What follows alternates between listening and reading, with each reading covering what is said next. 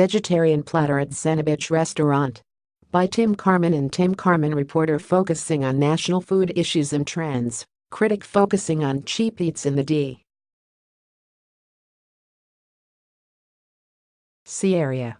Email bio follow Tom Sietsema food critic. Email bio follow December 31 at 12:30 p.m. Our roles at the Washington Post have been set for years. Tom reviews the powerhouse restaurants, the places with the big chefs and the big budgets, while also, on occasion, writing about small mom-and-pop establishments.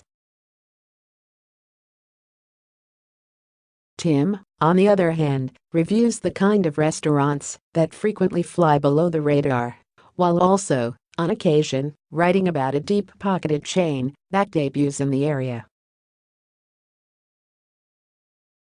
But as a tumultuous 2018 draws to a close, we thought we would add to the chaos by reversing our roles, if only for a minute.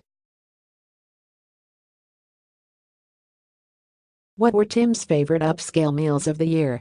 And what were Tom's best bargain bites? Tom Sietsema.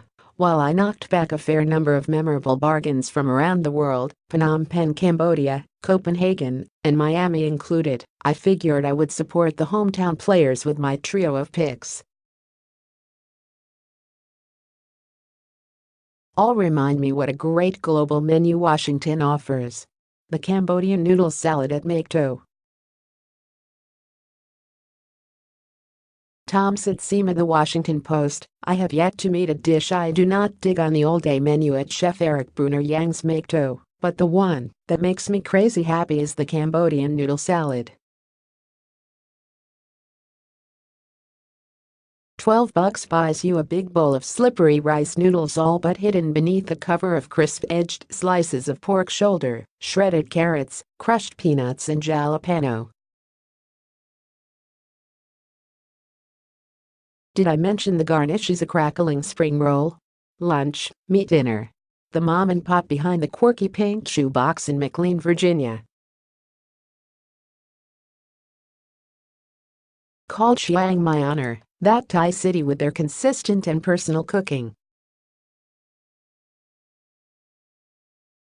My go-to dish, gung ma nao, includes 6 shrimp, grilled just to warm them through, set on individual lime slices and splashed with a dressing that ricochets from sassy to bright and back. The perfect light lunch will set you back just $10 and demand you come back for further exploration of the menu.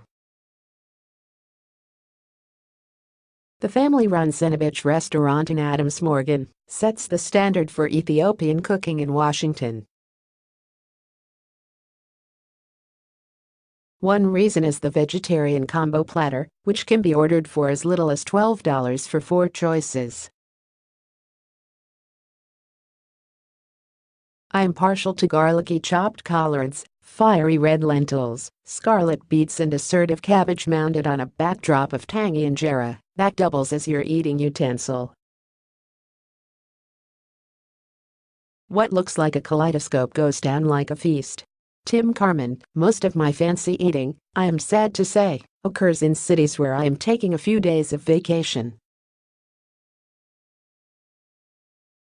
When I am back home in Washington, I usually stick to the mom-and-pop restaurants that define my beat. I am not complaining. I am just stating facts. Okay, sure, I am also justifying my picks outside the DMV. Cue the haters who love to grumble about our use of DMV. It is nearly impossible to get a seat at the no-reservation Salty Girl in Boston, a small seafood restaurant in the Back Bay neighborhood. But this spring, I snagged the last stool at the counter and ordered a handful of items, including a pristine crudo of day-boat scallops, which were sliced thin and paired with a few complimentary and contrasting garnishes, including caviar and jalapeno. Each garnish played a role, either accentuating the sweetness of the scallops or emphasizing their brininess. It was perfection. The grilled veal chop at l'Ami Louis in Paris. Tim Carman, The Washington Post. I had eaten at Minibar only once before, many years ago, but the recent Albert Adria, former pastry chef at the late, lamented El Bulli, showcase dinner blew away that previous experience. There was a Parmesan Danish, crispy, light and perfumed with truffles. There was a Spartana, or sea cucumber, stuffed with sopressata sausage and paired with a pork rind made from the sea cucumber's skin. I could have eaten 4 more of those poppers. There was a one-bite key lime pie bonbon that tasted like the real thing. There were wines from Spain, America and points in between. It was a tour de force of innovation and playfulness, but without sacrificing the depth of flavor that we all desire from a restaurant meal. When I read that the tough but brilliant Mimi Sheraton, former food critic for the New York Times, had called L'Ami Louis her favorite restaurant in Paris, I knew I had to try it.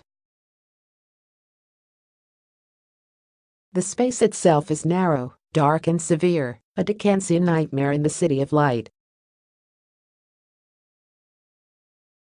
The menu is short and stupid expensive. I ordered the grilled veal chop, a giant meat paddle that set me back €60.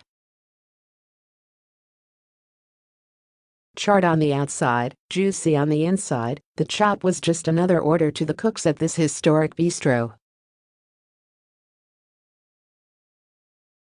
To me, it was evidence that the everyday cooking in this city, from the source ingredients to the maitre d'hotel butter, is on another level. They just take this stuff for granted in Paris. Read more. In the Twin Cities, Asian chefs feel the sting of Andrew Zimmern's insults. They say his apology isn't enough. Mike Isabella's restaurant empire is headed for liquidation. He blames bad press.